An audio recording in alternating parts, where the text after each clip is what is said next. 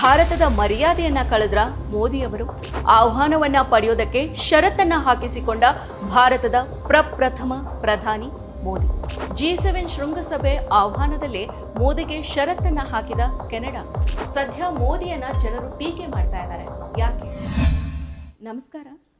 June 15ರಿಂದ 17ರವರೆಗೆ ಕೆನಡಾದಲ್ಲಿ ನಡೆಯಲಿರೋ G7 ಶೃಂಗಸಭೆಗೆ ಭಾರತದ ಪ್ರಧಾನಿ ನರೇಂದ್ರ ಮೋದಿ ಅವರನ್ನ ಕೆನಡಾ ತಡವಾಗಿ ಆಹ್ವಾನ ನೀಡಿದೆ. ಕಾನೂನು ಜಾರಿಗೆ ಸಂಬಂಧಿಸಿದ ಸಹಕಾರ ಸೇರಿದಂತೆ ಮಹತ್ವದ ಷರತ್ತುಗಳನ್ನು ವಿಧಿಸಿ ಮೋದಿ ಅವರನ್ನ ಕೆನಡಾ ಪ್ರಧಾನಿ ಮಾರ್ಕ್ ಕಾರ್ನಿ ಅವರು ಆಹ್ವಾನಿಸಿದ್ದಾರೆ ಅಂತ ಕೆನಡಾದ ಮಾಧ್ಯಮಗಳು ವರದಿಯನ್ನ ಮಾಡಿದವೆ. G7 ಶೃಂಗಸಭೆಯ ಬಳಿಕ ಖಲಿಸ್ತಾನಿ ಹೋರಾಟಗಾರ ಹರ್ದೀಪ್ ಸಿಂಗ್ ನಿಜ್ಜರ್ ಹತ್ಯೆಯ ವಿಚಾರದಲ್ಲಿ ಎದ್ದಿರೋ ಉದ್ವಿಗ್ನತೆಯ ಕುರಿತು ಚರ್ಚೆಯನ್ನು ನಡೆಸೋದಕ್ಕೆ ಸಭೆ ನಡೆಯಲಿದೆ.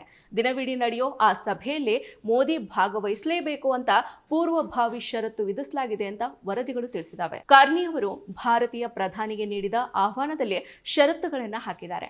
ಆ ಷರತ್ತುಗಳನ್ನ ಒಪ್ಪಿಕೊಳ್ಳೋ ಕುರಿತು ನಿರ್ಧರಿಸೋದಕ್ಕೆ ಮೋದಿ ಸಮಯವನ್ನ ಕೇಳಿದ್ದಾರೆ ಅಂತ ಕೆನಡಾ ಸರ್ಕಾರದ ಮೂಲಗಳು ತಿಳಿಸಿರುವುದಾಗಿ ದಿ ಟೊರೊಂಟೊ ಸ್ಟಾರ್ ವರದಿ ಮಾಡಿದೆ. ಆದಾಗ್ಯೂ ಮಾಹಿತಿ ನೀಡಿದ ಮೂಲದ ಬಗ್ಗೆ ಸ್ಪಷ್ಟವಾಗಿ ಪತ್ರಿಕೆ ಉಲ್ಲೇಖಿಸಿಲ್ಲ. ನಿಜ್ಜರ್ ಅವರ ಹತ್ಯೆಯಲ್ಲಿ ಭಾರತೀಯ ಏಜೆಂಟರು ಭಾಗಿಯಾಗಿದ್ದಾರೆ ಅಂತ ಕೆನಡಾ ಪೊಲೀಸ್ RCMP ಆರೋಪ ಮಾಡಿದೆ. ಈ ಆರೋಪಗಳ ನಡುವೆನೇ G7 ಶೃಂಗಸಭೆಗೆ ಮೋದಿ ಅವರನ್ನ ಆಹ್ವಾನ ಮಾಡಿದ್ದಕ್ಕಾಗಿ ಕಾರ್ನಿ ಅವರನ್ನ ಕೆನಡಾ ಪ್ರಜೆಗಳು ಟೀಕಿಸ್ತಾ ಇದ್ದಾರೆ. ಈ ಟೀಕೆಗಳ ಬೆನ್ನಲ್ಲೇ ಮೋದಿ ಅವರಿಗೆ ನೀಡಲಾಗಿರೋ ಆಹ್ವಾನ ನಿಜ್ಜಾರ್ ಹತ್ಯೆ ಮತ್ತು ಉದ್ವಿಗ್ನತೆ ಕುರಿತ ದ್ವಿಪಕ್ಷೀಯ ಮಾತುಕತೆಯ ಭಾಗ ಆಗಿದೆ ಅಂತ ಕೆನಡಾ ಸರ್ಕಾರ ಹೇಳ್ಕೊಂಡಿದೆ ಅಂತ ವರದಿಗಳು ಹೇಳ್ತಾ ಇದ್ದಾವೆ. ನಾವು ಈಗ ಕಾನೂನು ಜಾರಿಗೆ ಸಂಬಂಧಿಸಿದ ಮಾತುಕತೆಗಳನ್ನ ಮುಂದುವರಿಸೋದಕ್ಕೆ ಒಪ್ಕೊಂಡಿದ್ದೇವೆ. ಹಾಗಾಗಿ ಹೊಣೆಗಾರಿಕೆಯ ಸಮಸ್ಯೆಗಳನ್ನ ಗುರುತಿಸುವಲ್ಲಿ ಪ್ರಗತಿಯನ್ನ ಕಾಣಿಸ್ತಾ ಇದೆ. ಈ ಅಂಶ ಮೋದಿ ಅವರಿಗೆ ಆಹ್ವಾನವನ್ನ ನೀಡುವಲ್ಲಿ ಪ್ರಮುಖ ವಿಷಯವಾಗಿದೆ ಅಂತ ಕಾರ್ನಿ ಅವರು ಹೇಳ್ಕೊಂಡಿದ್ದಾರೆ.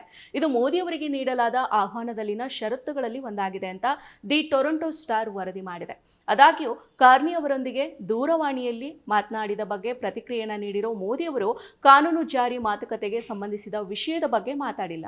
3 ದಿನಗಳ ಕಾಲ ನಡೆಯಲಿರೋ G7 ಶೃಂಗಸಭೆಯು ಶಾಂತಿ ಮತ್ತು ಭದ್ರತೆಯನ್ನು ಬಲಪಡಿಸೋದು, ವಿದೇಶಿ ಹಸ್ತಕ್ಷೇಪ ಮತ್ತು ಅಂತಾರಾಷ್ಟ್ರೀಯ ಅಪರಾಧಗಳನ್ನು ಎದುರಿಸೋದು ಹಾಗೂ ಕಾಡ್ಗಿಚ್ಚುಗಳನ್ನು ನಿಭಾಯಿಸೋದಕ್ಕೆ ಮತ್ತೆ ನಿಯಂತ್ರಣ ಮಾಡೋದಕ್ಕೆ ಒಂಟಿಯಾಗಿ ಕೆಲಸ ಮಾಡೋ ವಿಚಾರಗಳ ಮೇಲೆ ಚರ್ಚಿಸಲಿದೆ ಅಂತ ಕಾರ್ನಿ ಹೇಳಿದ್ದಾರೆ. ಅಲ್ಲದೆ ಅದೇ ಸಭೆಯಲ್ಲಿ ನಿಜ್ಜಾರ್ ಹತ್ಯೆಯ ಬಳಿಕ ಮೋದಿ ಸರ್ಕಾರದ ಕುರಿತಾಗಿ ಕೆನಡಾದಲ್ಲಿ ವ್ಯಕ್ತವಾಗಿರೋ ಕಳವಳಗಳನ್ನ ನೇರವಾಗಿ ತಿಳಿಸಲಾಗ್ತಾ ಇದೆ ಅಂತ ಕಾರ್ನಿ ಅವರು ಹೇಳ್ಕೊಂಡಿದ್ದಾರೆ. ಕೆನಡಾದ ವಿದೇಶಾಂಗ ಸಚಿವೆ ಅನಿತಾ ಆನಂದ್ ಅವರು ದಿ ಹಿಂದೂಸ್ತಾನ್ ಟೈಮ್ಸ್ ಜೊತೆಗೆ ಮಾತನಾಡಿದ್ದು, ಮೋದಿ ಅವರಿಗೆ ನೀಡಲಾಗಿರೋ ಆಹ್ವಾನ ನಿಜ್ಜರ್ ಹತ್ಯೆಗೆ ಸಂಬಂಧಿಸಿದಂತೆ ನಡೀತಾ ಇರೋ ಸ್ವತಂತ್ರ ತನಿಖೆಯ ಪ್ರಾಮುಖ್ಯತೆ ಮತ್ತು ಕಾನೂನು ನಿಯಮದ ಪರಿಗಣನೆಗಳನ್ನು ಸಂಪೂರ್ಣವಾಗಿ ಕಡಿಮೆ ಮಾಡೋದಿಲ್ಲ.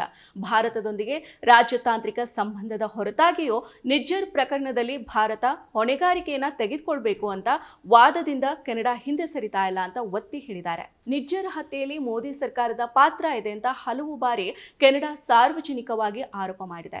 ಆ ಆರೋಪಗಳು ಕೇಳಿಬಂದ ಬಳಿಕ ಎರಡೂ ದೇಶಗಳ ನಡುವಿನ ಸಂಬಂಧಗಳು ತೀವ್ರವಾಗಿ ಹದಗೆಟ್ಟಿದ್ದಾವೆ. ಭಾರತ ಮತ್ತು ಕೆನಡಾ ಉಭಯ ರಾಷ್ಟ್ರಗಳು ಪರಸ್ಪರ ರಾಷ್ಟ್ರಗಳ ರಾಯಭಾರಿ ರಾಜ್ಯತಾಂತ್ರಿಕರನ್ನ ಹೊರಹಾಕಿದ್ದಾವೆ.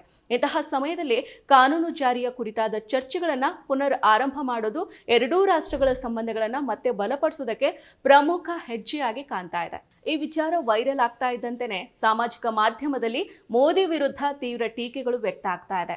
ಆಹ್ವಾನವನ್ನ ಪಡೆಯೋದಕ್ಕೆ ಷರತ್ತನ್ನ ಹಾಕಿಸಿಕೊಂಡ ಭಾರತದ ಪ್ರಥಮ ಪ್ರಧಾನಿ ಅಂತ ಜನರು ಟೀಕೆಯನ್ನ ಮಾಡ್ತಾ ಇದ್ದಾರೆ. ಹಾಗೇನೆ ಭಾರತದ ಮರ್ಯಾದೆಯನ್ನ ಎಲ್ಲಿಗೆ ತಂದ್ರಿ ಮೋದಿಜಿ ಅಂತ ಟ್ರೋಲ್ ಮಾಡ್ತಾ ಇದ್ದಾರೆ. ಮತ್ತಷ್ಟು ವಿಶೇಷ ವಿಡಿಯೋಗಳನ್ನು ನೋಡಲು ಮತ್ತು ಹೊಸ ವಿಡಿಯೋಗಳ ಬಗ್ಗೆ ತಿಳಿಯಲು eDina.com ಯೂಟ್ಯೂಬ್ ಚಾನೆಲ್ ಸಬ್ಸ್ಕ್ರೈಬ್ ಮಾಡಿ ಮತ್ತು ಬೆಲ್ ಐಕಾನ್ ಕ್ಲಿಕ್ ಮಾಡಿ.